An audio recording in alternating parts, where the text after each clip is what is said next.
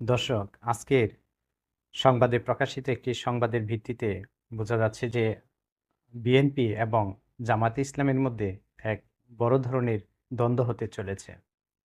তো আজকে সংস্কার ইস্যুতে জাতীয় ঐকমত্য কমিশনে মতামত জমা দিয়েছে জামায়াতে ইসলামী।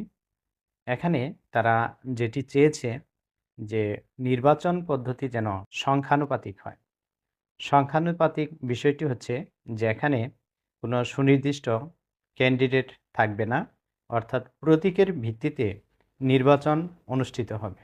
সেক্ষেত্রে যে প্রতীকটি যতটা ভোট পাবে সে অনুযায়ী তারা সংসদে তাদের মনোনীত সদস্য নিয়োগ দিতে পারবে।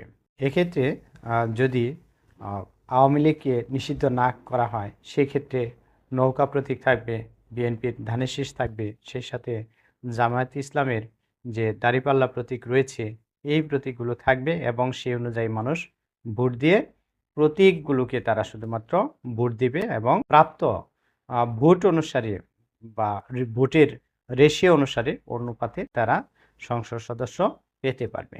তবে বিশ্বের বহু দেশেই এ ধরনের সংখ্যানুপাতিক নির্বাচন পদ্ধতি রয়েছে।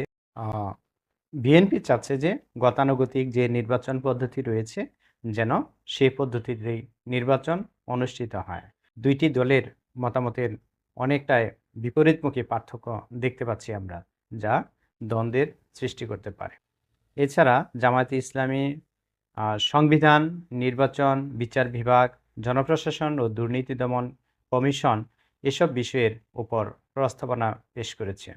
এর আগে সকাল 9:30টার দিকে জাতীয় ঐকমত্য কমিশনের সহসভাপতি প্রফেসর আলী রিয়াজের কাছে এই মতামত জমা দেয় দলটির সেক্রেটারি জেনারেল অধ্যাপক মিয়া গোলাম পরোয়ার।